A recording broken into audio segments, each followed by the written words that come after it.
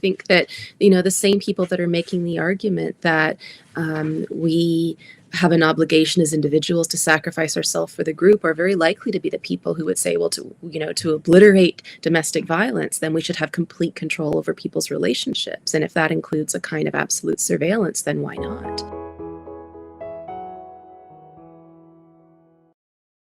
Welcome to our latest episode of the Elevate podcast. Now, this conversation I'm looking forward to for many different reasons. Firstly, it's a bridge between the work that we've done for the last 2 years on the Pandemic podcast and now the Elevate podcast. We're also tackling a subject that's very familiar to our audience around some of the nuances of the pandemic response, including the vaccine mandate, something that's still etched in our minds. And in fact, some of our audience still dealing with challenges facing these areas.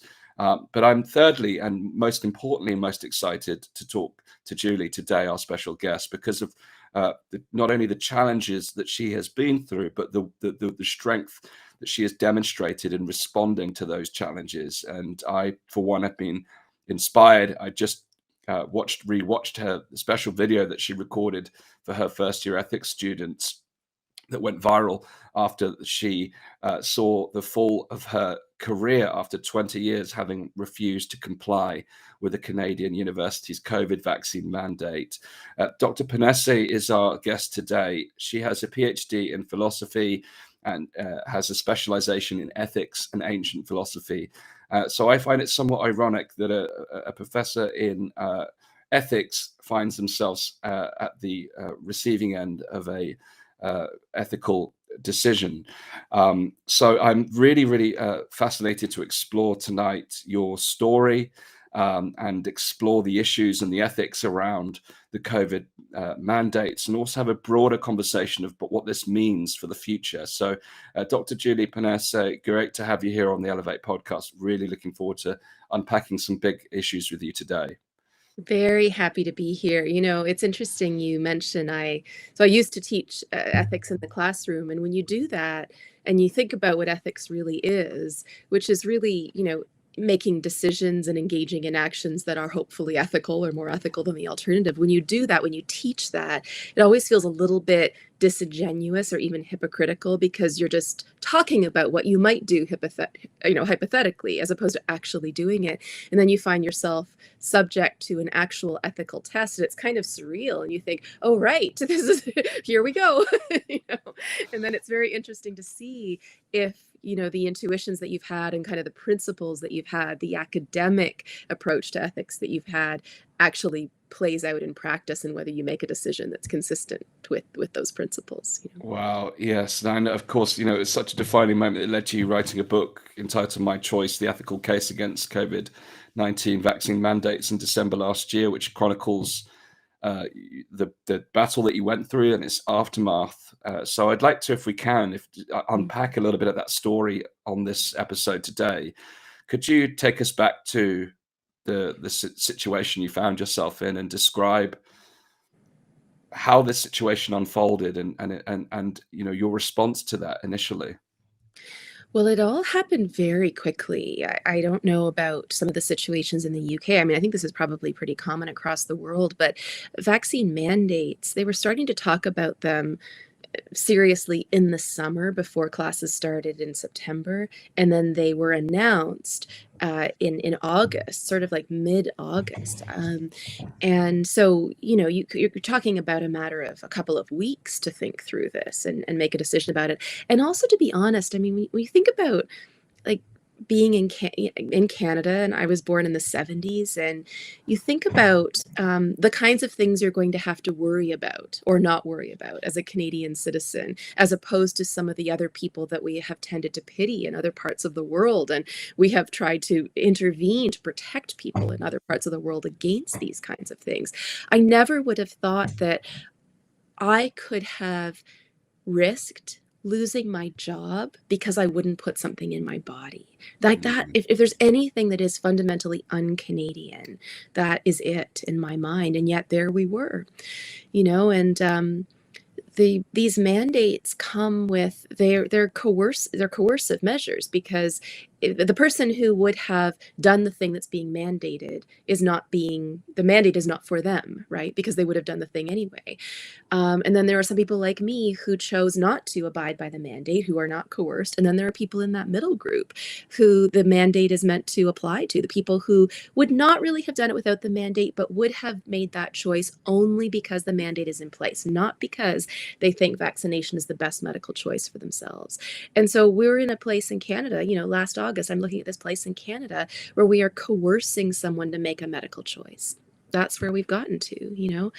And I am kind of a rare bird these days, I guess, but I am on the side of autonomy. I'm on the side of freedom. I am on the side of thinking that government should intervene in our lives as little as possible, and that in virtue of being a collection of humans who are imperfect, they know better than we do about what's best for ourselves.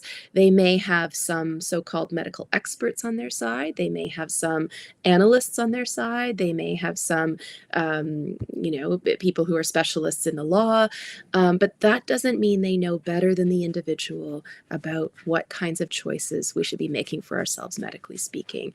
And so, my thinking that led up to that decision to refuse to comply with the mandate was very consistent with the kinds of beliefs that I've had for a long time and the kinds of principles that I have tried to teach in the classroom. And by that, I don't mean that I try to tell my students to believe any particular thing, but that we try to talk about critical thinking and how it's important for the individual to be in principle able to make a decision that's different from the crowd, that's different from what we're being told to do. That doesn't mean we'll always decide contrary to what we're being told to do, if what we're being told to do makes sense, if there's evidence for it, if we find it's rational. But critical thinking is about, it would be possible for you to decide otherwise. And I think we've not seen very much of that from our government, from our leaders of universities, from our journalists, and unfortunately from academics who are supposed to specialize in it. I think the absence of the critical thinking has been one of the contagious factors that we've witnessed over the last 2 years. Yeah, I will draw out that we've had similar parallels in the United Kingdom. Thousands of healthcare workers in particular lost their jobs as a result of mandates. And indeed, those three scenarios you painted are a very real reflection of what was witnessed here. Some really devastating stories of people working in primary and secondary care and in care homes who have worked throughout their entire lives in care and forced to make a decision in this way. But the hard reality is the government kind of put the fact that the decision is in the user's hand, it's in their hands, and it's not the government imposing, and that the final decision still sits with them. But that to me is the epitome of coercion, in the sense that you could have studied for 7-8 years to get into medical school and then go into healthcare and work for decades, but still then be forced to make a decision.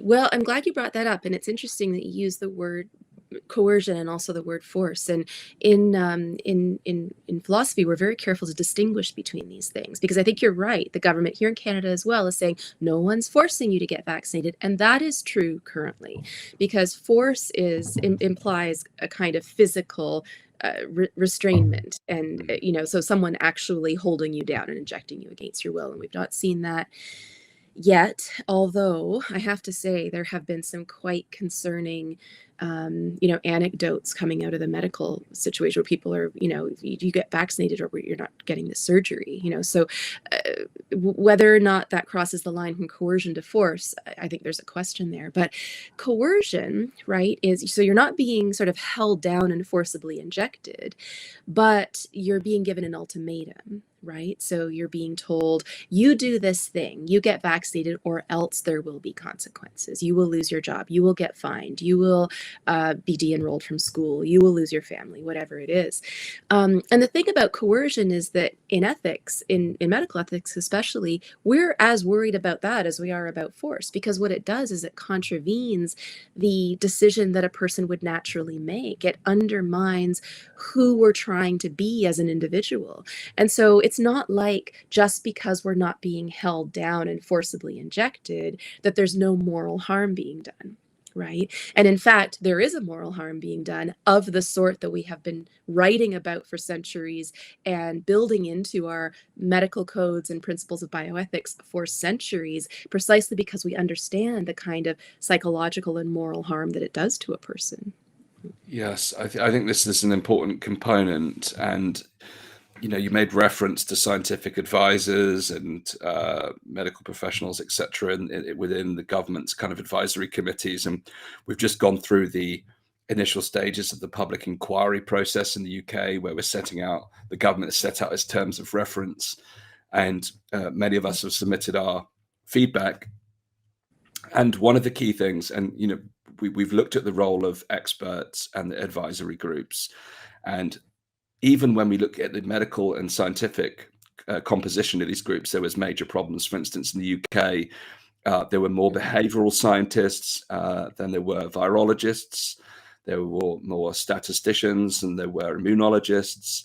So there were some real problems in the setup of these advisory groups from the get-go. But there was also a very distinct lack of ethics and social science to actually help moderate these types of discussion. And in fact, I do know a social scientist that I've had conversations with who was part of the SAGE committee that was forced to leave effectively. Again, I'm conscious using the word forced now, but in terms of the one voice that had a voice of reason from a very different perspective was no longer party to the advisory group here in the United Kingdom. Well, one thing I've said before, I had a really interesting chat with Brett Weinstein a while ago. We were talking about this issue about experts and expertism and credentialism and our heavy unreflective reliance on the dictates that come from people who are deemed to be experts. And we kind of reached the conclusion that what makes you an expert in our current system, the sole thing that makes you an expert is your agreement with the ideology of the system.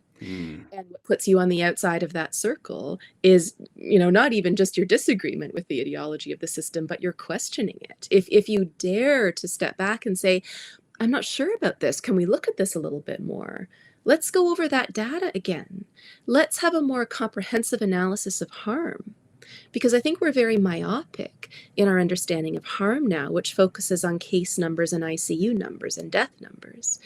And we're ignoring the harms that we're doing to our adult. I mean, I can't tell you, everyone I know, every young person, I mean, everyone I know who has an adolescent or a young adult in their lives, or adolescents and young people who come to me, their lives are not going well.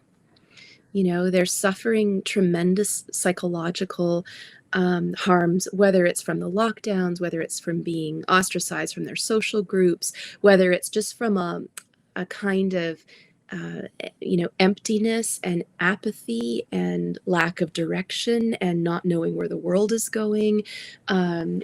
So and never mind that, in the UK, you declared a child's mental health crisis months ago now, and in Canada, one of our main children's hospitals, McMaster University in Hamilton, had a 300% increase in suicidal behavior in their emergency room last October. So,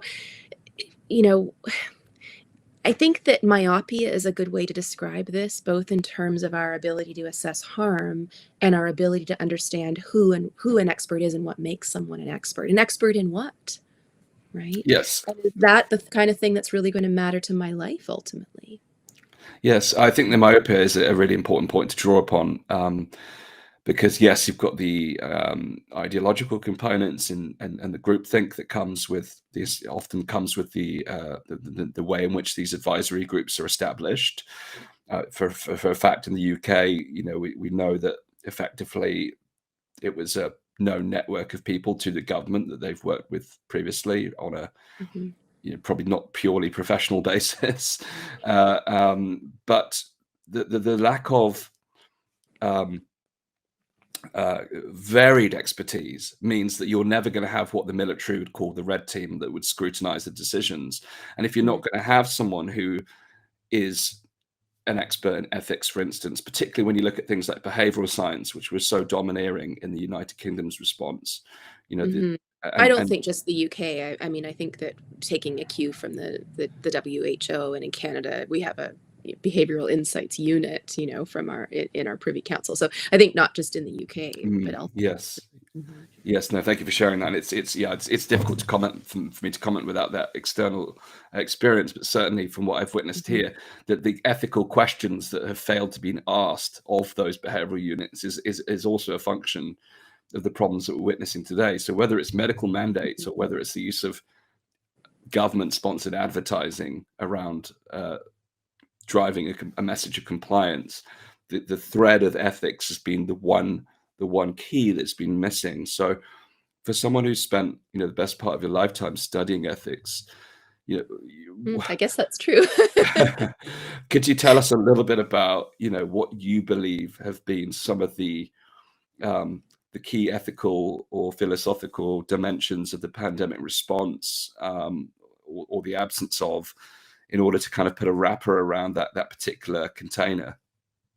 Yeah, this is a very big issue, and it took up like a lot of the book that I wrote trying to unpack all of this. And I think, of course, there's some of the obvious things that were highlighted very early on, like whether or not the PCR test is a good gauge for whether or not someone has COVID of the kind that we're worried about, right? Things like that.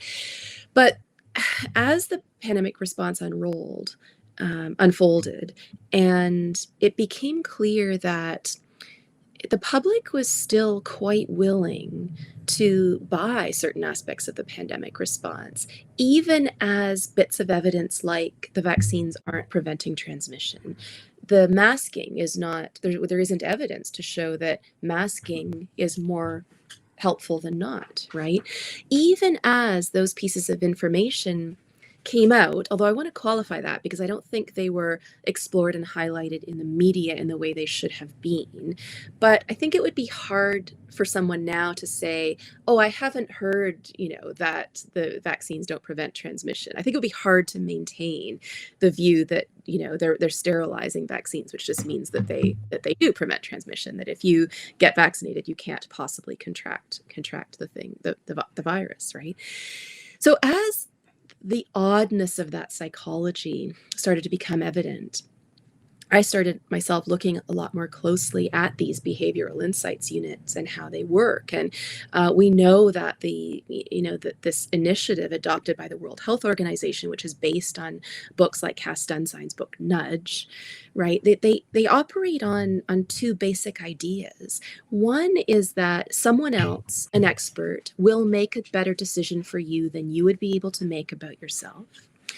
And secondly, that other person has the right to make that decision for your life. And those are not one and the same thing, right? Because it could be the case that someone else does make a better decision or could make a better decision than you would make. But we still respect autonomy enough to think that we should be the authors of our own lives, even if we err and falter sometimes, right?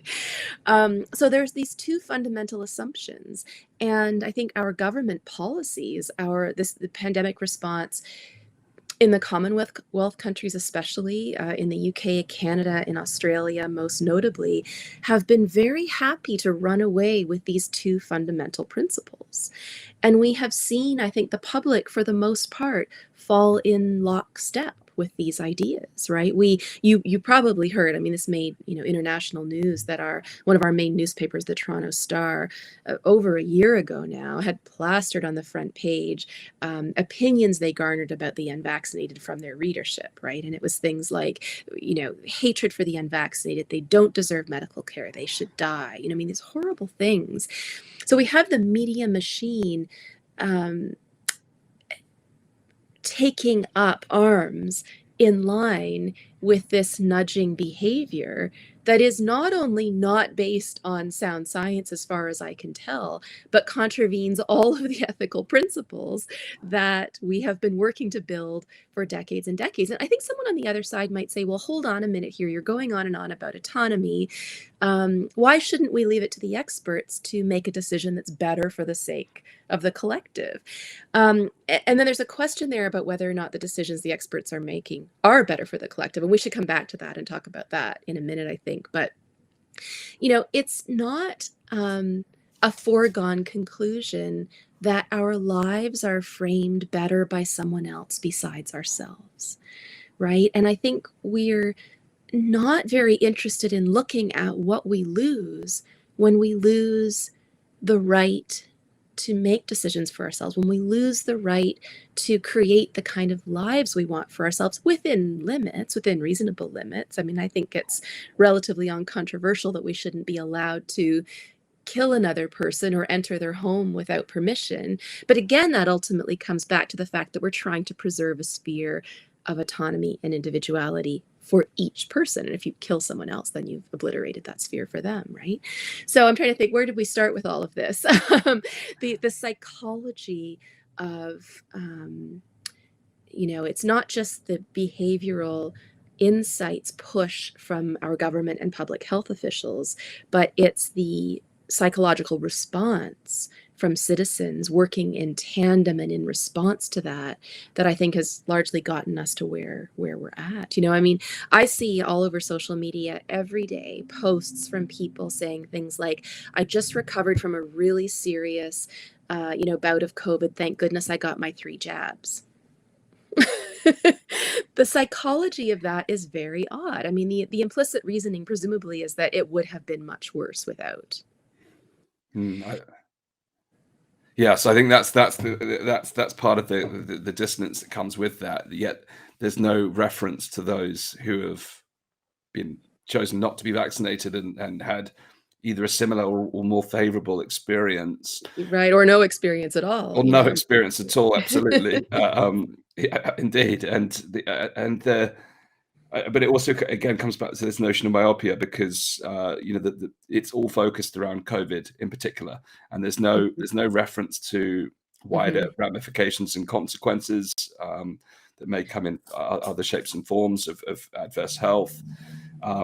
And I think this is a function of that explicit narrow focus. And you could speak to someone who spent their life as an expert looking at how you reduce road traffic deaths, for instance, and if they were to take it to the nth degree, they would probably argue that the best way to eliminate road traffic deaths is to eliminate cars, to eliminate, and you could argue the same, to eliminate domestic violence, you might put CCTV in every home, in every room. But these are extremes that we would never entertain, because it absolutely violates the kind of underlying purpose of having those freedoms. Well, I don't know. I'm not sure. I think we're on the cusp of a brave new world of sorts, and I'm not sure. I think that the same people that are making the argument that we have an obligation as individuals to sacrifice ourselves for the group are very likely to be the people who would say, well, to obliterate domestic violence, then we should have complete control over people's relationships, and if that includes a kind of absolute surveillance, then why not? So I'm not sure. I think that a lot of the bets are off. A lot of the ethical bets that we've, or the agreements we've come to in the past are off. And I'm not sure what our foundation looks like moving forward, or what we do agree about still, or what we're able to come to agreement about still. I just don't know. I think that there's two sides to this for me. There's the propositional level, which is around the actual idea that the solution is going to be in the interest of the greater good. So let's take the vaccines, for instance. At the beginning, it was very much presented as the marketing message was, you're going to do this to protect other people. It's a well-known marketing approach, because quite frankly, it's taking advantage of people's good nature, because people will typically under that type of conditions will do more for others than they will do for themselves. So that's something that's been leveraged upon first and foremost. But then there's the evidence was very weak in the first instance. But now, just in the last 2 weeks, in the United Kingdom, we've seen that we've reached the highest level of case prevalence since the initial outbreak. So that would completely obliterate any argument that having been through this mass vaccination campaign, it should obliterate the idea that it protects others. But you still do see people holding on to that belief because it's what they've been sold. So in the first instance, we've got that propositional piece where it's disputable, but then you've got all the second and first, third and fourth order consequences of those decisions. That it seems that the world has not considered? You know, if you make a decision like that, what are the lasting ramifications? And we're just not seeing any analysis of the consequences of decisions. Now, you've referenced this almost paternalistic approach to the greater good. What does the world of ethics say about positioning the greater good ahead of the individual, sacrificing the self? What are the ethical considerations around this? Yeah, a really good question. And I think we're seeing, I mean, this is the fundamental. Well, there's a scientific question here, which you've raised, which is that, is it the case that what we're doing is serving the greater good or not? And I think that becomes, a question of numbers, a question of science, a question of looking at psychological harms and all of that. But if we just sort of bracket that for a minute and focus on, the ethical tension between focusing on oneself versus focusing on others or focusing on the group, that is a big tension now. And I think one of the reasons why it's become so intractable is because these two ethical views represent what we often call in philosophy first principles, right? So you kind of either believe that the individual is primary and that autonomy is the fundamental good that should be protected at all cost, or you don't. You believe that the group is primary, and then what follows from that is that the individual can be subsumed or sacrificed for the sake of what's good in the group. So how do you resolve that conflict, right? How do you, if you have someone in the room who holds the autonomy first principle, we'll call it, and someone who's debating that person who holds we'll call it the collectivist first principle, how do those people have an argument or a debate, or how do they exchange ideas over which is a better view? Because the person who holds the autonomy view is going to say, well, I don't buy any of what you're saying because it's ultimately going to threaten the individual. And the collectivist first principle person is going to say, well, I don't buy what you're saying because if we focus too much on the individual, then we sacrifice the group. So what is more important? Is it the individual or the group? I guess what I can do here is to tell you a bit about why I think there's really two main reasons why I think it makes more sense to focus on the individual. One is a conceptual complication issue. So I think it's very hard to understand what a group is to begin with. So if we want to say things about how important it is for the individual to sacrifice herself for the group, well, what is this group of which you speak? Where is it? Who makes it up? Do you mean that? Do you mean the people that are in her immediate vicinity, in her household, in her village, in her country? By the group, do you mean all people who exist now? What about people who have existed but have died? What about future generations? I mean, who is this group to which we're referring? So there's kind of a conceptual fuzziness over what it is, like the metaphysical nature of what that group is, right? So even if we could sort that out, we would then have to show that the group is more, as I say, metaphysically valuable than the individual. And I think the thing that's troublesome about that idea is that experience is individualistic, right? So we can start talking about phenomenology. I don't know how familiar your audience would be with that word, but it's basically the idea that experience feels a certain way to the individual. There are mental states in the individual that are related to one another. So if I pinch my finger, I'm the one who feels it, not my daughter across the room or the person in the house across the street, right? So a pain or a hurt or a harm is suffered by an individual, not by a group in the same way. And so it's not just that the inner mental life is experienced in an individualistic way and not a collectivist way, but the reason that we respect autonomy, or the reason that some people like me want to respect autonomy and personal freedom, is based on human nature. We are born into this world as individuals. I mean, I know there's this mantra, I guess, that dates back to the sort of the Clinton era, that takes a village to raise a child. Well, in some sense, I suppose it does, but that doesn't mean that a child is nothing more than the sum of the village parts, right?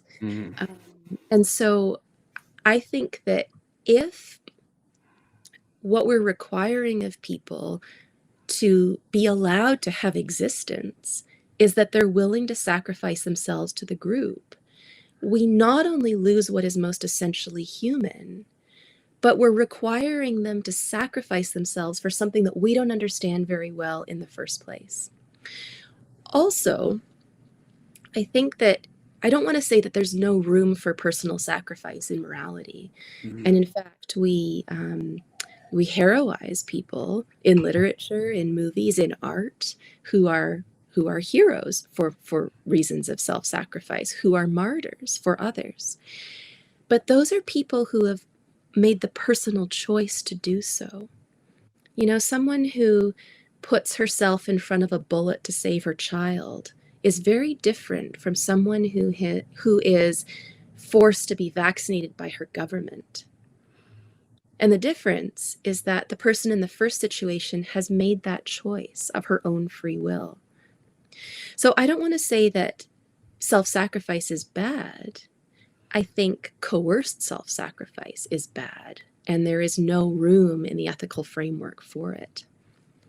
No, that's fascinating, and I think there's so much in this, and there's so many nuances as well. Because the reality is that what we see then is people who have made a decision that they perhaps would not have made under other circumstances, Yes. due to mandates, or even the prospect of mandates, for instance, before they've even come to existence. We saw that in the healthcare sector in the United Kingdom. You know, people were making choices they weren't previously going to make in order to make sure that they can keep their livelihoods. But we also saw within young people making choices they wouldn't ordinarily make in order to, quote unquote, have their freedom back. It became a trade-off between having a medical intervention versus having a holiday or seeing your friends, which in itself is a huge ethical quandary in my view. But what you had in those situations, though, was that the people who made, not every person, but people were making decisions under the idea that they were doing it for others.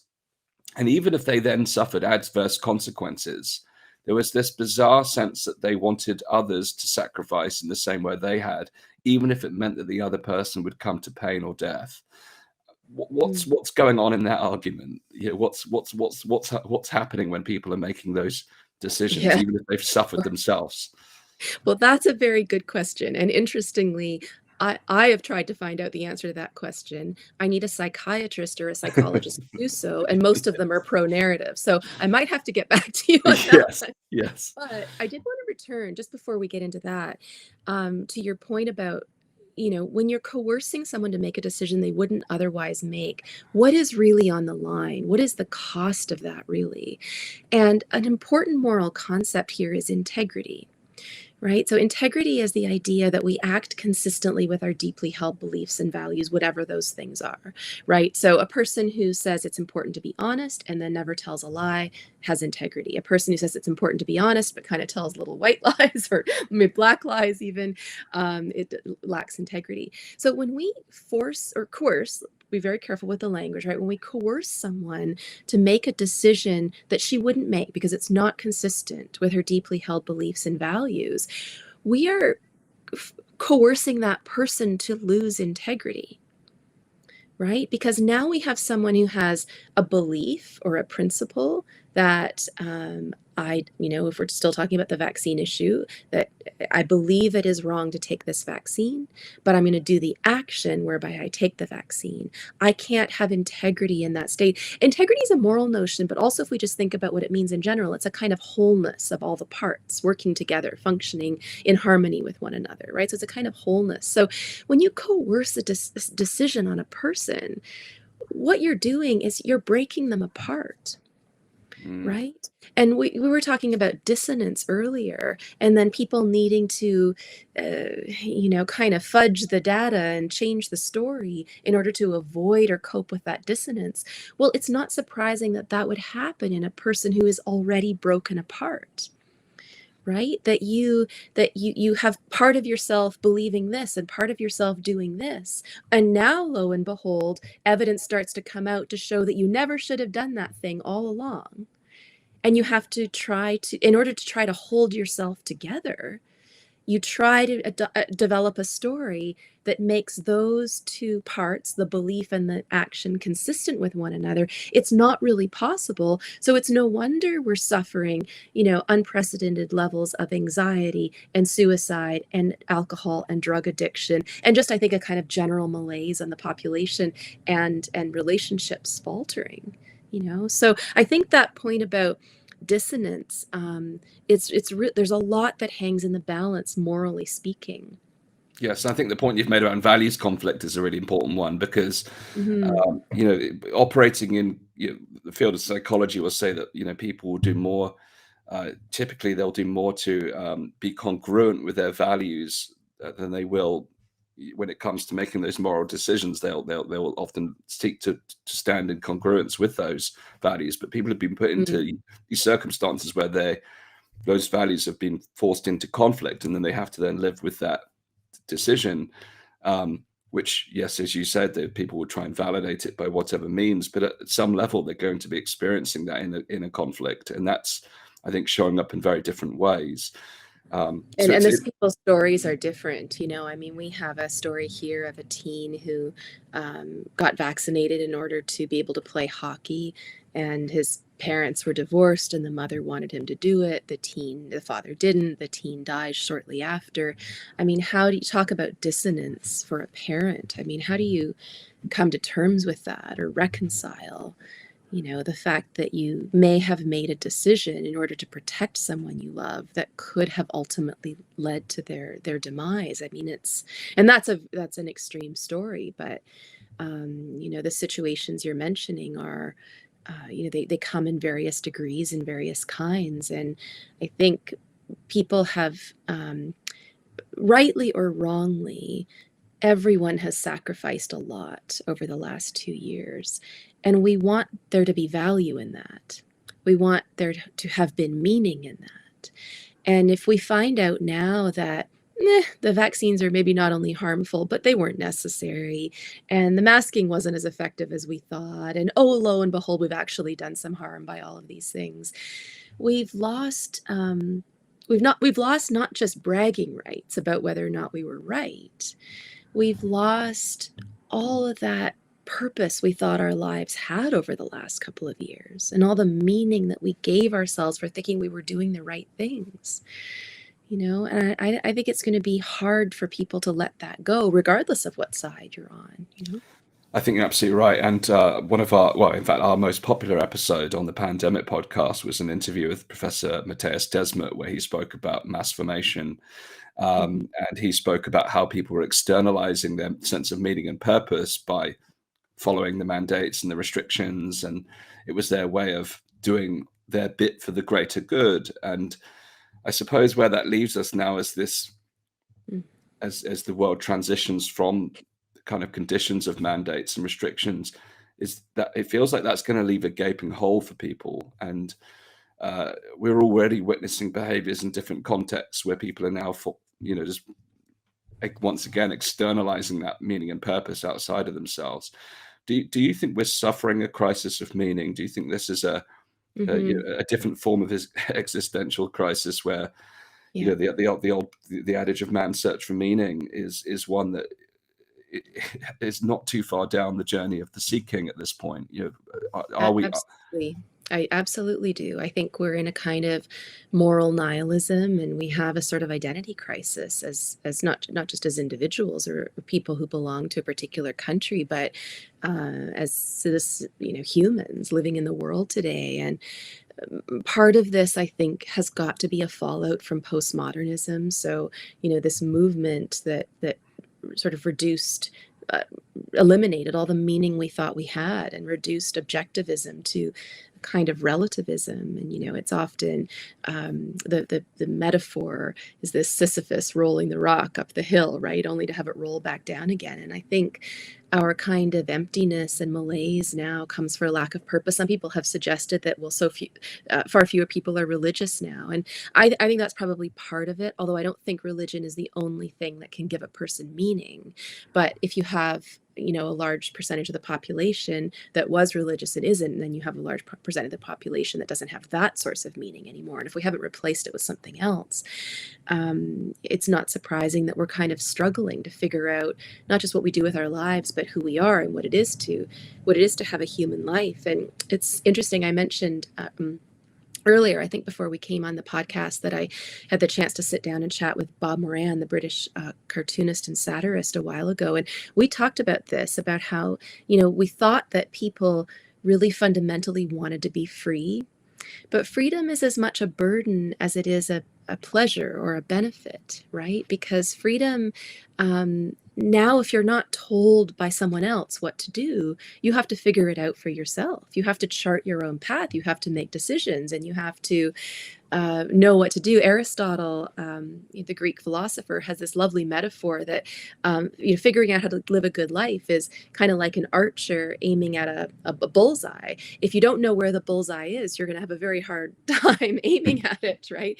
And even once you know where the bullseye is, it's still pretty hard to aim at it. But at least if you have that goal, that objective, then you have a fair shot, And when I was chatting with Bob, we kind of came to this realization that people really, they don't want freedom as much as we thought they did. They want to be cared for. They want to be given structure for their lives. I think so many people love the idea of being locked down, because now at least it gave some parameters to life. You can't go out of the house. So what can you do? Well, you have to do the things that are limited to the house and the things that are limited to Zoom. And so I think, yes, I think we're in a kind of moral nihilism, a kind of identity crisis.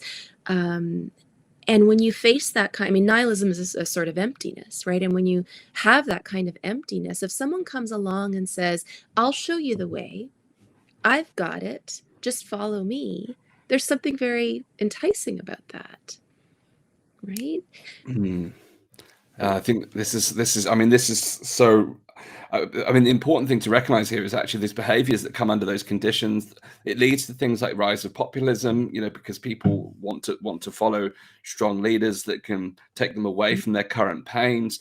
People constantly looking for this external guidance, and I think that's perhaps played into that paternalistic relationship that has formed between citizens and the state in the last couple of years. But I also question whether the role of the education system and our society systems has created these conditions where we are just, I say we, where people are the cogs in the machine, so to speak, and they need that direction in order to feel comfort and even even bizarrely get a sense of freedom from that, knowing that they've always got a choice that's available to them. It's a false sense of freedom, but I agree, it's Of kind course. of a fact. Yes, yeah. But yes, the discussion about the education system would probably take us beyond the time that we have today. But I can say, I taught in universities for about 20 years, and courses that revolved around critical thinking, right, most essentially. And the thing I can say is that there was a very noticeable shift in how universities run, what classroom discussions look like in universities over that period of time, maybe over more like 25 years. So there's a very big difference from when I was an undergrad to, and differences that manifest themselves in things like who would be hired in terms of instructors, how would decisions be made, the culture of students. And that's very hard to pin down, because the students changed over the years in terms of how we received them, not just how they left our universities, but what were they like when they came to us. So then the question becomes, well, what's going on in the high school system, the elementary school system, the culture that young people are exposed to, what's going on in the homes. And that's a really complicated issue. But I think the one common denominator is that freedom, self-reflection, critical thought are just not things that are valued by our society these days. And, your point about populism and people really wanting to latch on to a leader, and whether or not the education system has something to do with that, I'm sure it very much does. And I've done quite a bit of reading and chatting with people, and come to the realization that the greater the level of fear people experience or can be made to experience, the more likely they are to follow a strong leader, whatever that leader looks like or says or stands for. Right? If someone can promise deliverance from that state of fear, and also we know that fear kind of paralyzes and incapacitates our capacity to think critically. So not only in that state of fear do we have a strong motivation to follow the the savior, the deliverer, but we have an inability to judge who that is and whether that person is actually capable of rescuing us from this state of fear. So it is, to say the least, a complicated situation. Yes, it is. I mean, as you were speaking into that, it brought me to this idea of wants and needs in many ways, because Mm-hmm. if people want to feel safe, here's where I find it fascinating under these conditions of fear. They want to feel safe in the condition of fear, and someone promises a solution, yet that solution never actually delivers upon their needs. For instance, with repeat booster shots, And you yet it have doesn't matter.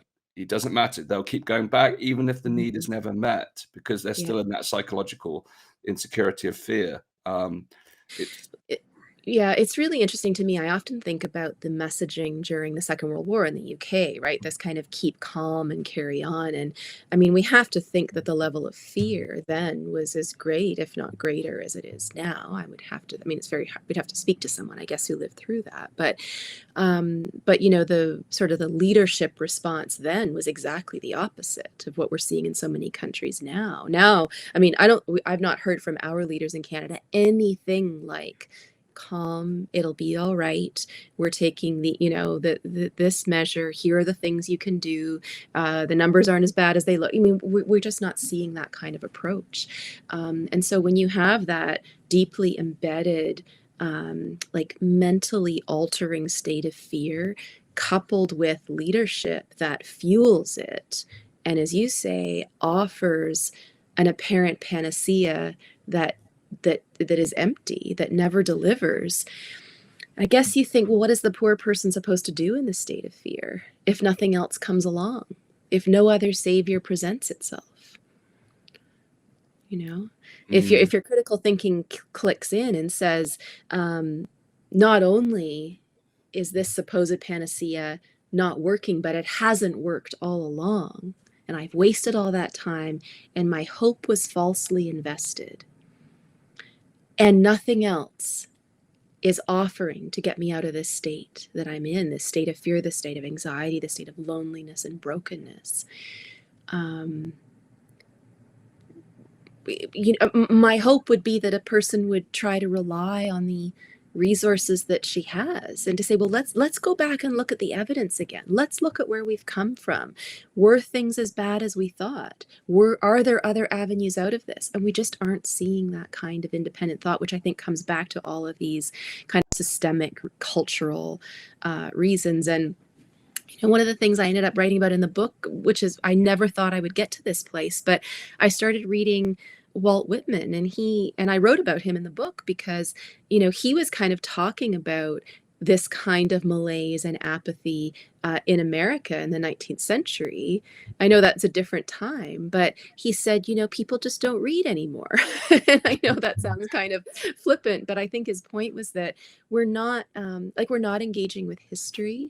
We aren't engaging. And the thing about reading great literature is that you're engaging with great ideas and the torturous experiences that other people have had. I was just talking the other day with someone about Shakespeare.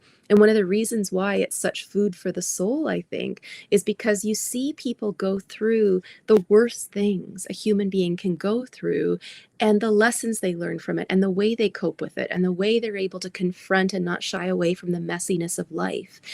And so it really is not an insignificant thing that we've lost the interest in or the capacity for reading great literature, for reading good history, for looking at art. These things they're treated as a luxury now, as though science is the only thing that matters, as though it's the only thing that can tell us anything about the human condition.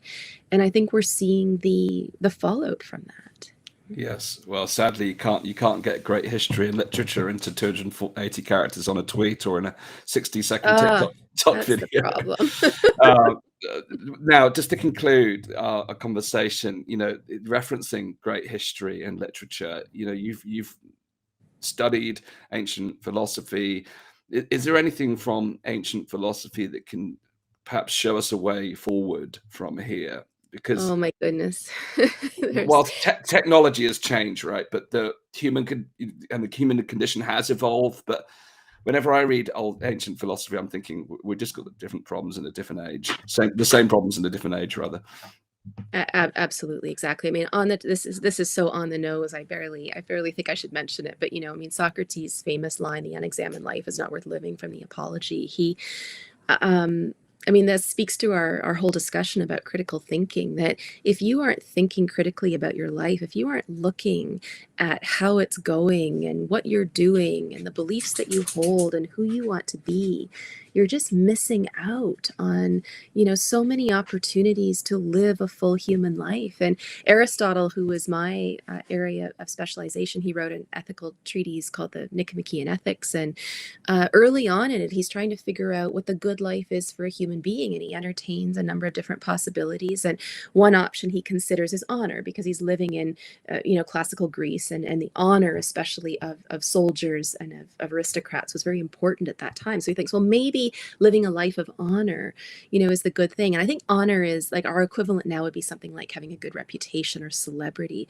And he says the problem with that is that it's empty, because it's based on what other people think of you rather than on things that have to do with yourself. And you can't control what other people think of you. So if you are going to base your whole life on reputation or celebrity or being thought well of by others or having lots of Instagram followers or lots of retweets on Twitter or whatever, then that is so fragile, because it can come and go really through no control of your own. So I think that's such an important lesson.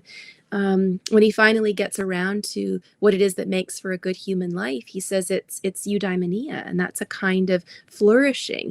It sometimes is translated as happiness, but it's really a kind of flourishing of the human person. In order to flourish, you need to be virtuous, and so morality is not a nice to have or an option for Aristotle. It's you can't have a good life without virtue, and virtue, or it's the things that rest with yourself. And I just think that those ideas that the goodness of a human life rests on what you can control and not on reputation, what other people think of you, sacrificing yourself for the group. I mean, I just think these are lessons that are so worth looking at, even if we don't ultimately agree with, but reading them and looking at, why did philosophers like Socrates and Aristotle hold these views? And I think using what's going on now is an interesting counterpoint to those views, and asking ourselves the hard question, are we really doing better now by abandoning them? Thank you, Julie. I think we're in a unique time, and the fact that we transitioned from the Pandemic podcast to bring this Elevate podcast is a reflection of seeking that human flourishing. And I do believe the conditions have been created in the last 2 years for great transformation. It creates the opportunity for that introspection, I think. And to borrow the old phrase, to be the change we want to see, I think there is the opportunity now for people to step up and lead in their own way, and actually to transform their own quality of life and transform the lives around them. I think I was just going to say, if people feel like, oh, I couldn't do that, it would be too hard. Well, just think about what you're going to lose if you don't. Right? That's going to be far worse. And at least if you stand up for what you believe in and you try to lead others as well, you will have the comfort in knowing that you have that integrity, because you're doing what you believe a person should do. So I think that often people shy away from courage because they think the cost is too great, without realizing that the cost of not being courageous just might be greater than that. Thank you, Julie. I want to give you the opportunity to share a little bit about the work that you're doing now. I know you've part of the Democracy Fund. You've written the book. Could you just share a little bit about where people can find out more about the things that you're involved in now, in the wake of what's happened to you and your story over the last 12 months? Sure, absolutely. So I work for the Democracy Fund, which is a nonpartisan charitable organization in Canada, and we are trying to promote civil liberties in Canada. I mean, that's our main mandate, and the civil liberties are part of our charter and our constitution. And we have an education arm, which is largely me, although we've just also hired Conrad Black, and he will be our resident historian. And we're interested in discussing and exchanging ideas that promote freedom in Canada. We also have a litigation arm, and our lawyers are just on a call with them this morning, and they're defending everyone from tickets that peaceful protesters have gotten to students who are trying to keep their places in university but are risk losing them because of the vaccine mandates, people who are fighting for their children over the vaccine issues. So people can go to the democracyfund.ca. We have a website. You can also find us on Instagram and Twitter at the Democracy Fund, and you can find me on Instagram and Twitter, Dr. Julie Ponesse. So we're around. Thank you, Julie. Very, very much insightful conversation, taking a look at the ethics and morals of what's gone before us, and also hinting towards how we can create a better future in this tumultuous time. So thank you so much to Julie for this conversation on today's episode of the Elevate podcast. Got to get used to saying that now. Yeah. As we transition into this new style of conversation around how we can learn the lessons from what's happened before us, and also start to steer a course to a brighter future. And I think if there's one takeaway I've taken from this conversation, is that importance of human agency, our own sovereignty, and our own ability to utilize our own freedoms to make a good life for ourselves, in the words of Aristotle, but also to use that good life to help others create a good life around us. So I want to say thank you to Julie for stimulating conversation today, and just huge respect for the courage that you've had in light of what you faced, and fantastic to see you with the work that you're doing, the Democracy Fund, in building a better future for Canadians. So thank you so much for sharing that with us today. It was a lovely conversation. I really appreciated it. Thank you. Thank you. And if you're brand new to the Elevate podcast and you missed out on the last 500 episodes of the Pandemic podcast, all our content is still available on YouTube, the Dan Astin-Gregory channel. And you can subscribe to our mailing list at danastingregory.com/podcast. And you'll get all of our forthcoming interviews, conversations. You can also join our community at weareelevate.org. and join our movement to strengthen freedoms and unite the world in peace. So thank you again to Julie. Thanks to our audience at home. Please hit the share button. These conversations can transform others' perceptions of the world and ultimately create the conditions for change. Thank you so much.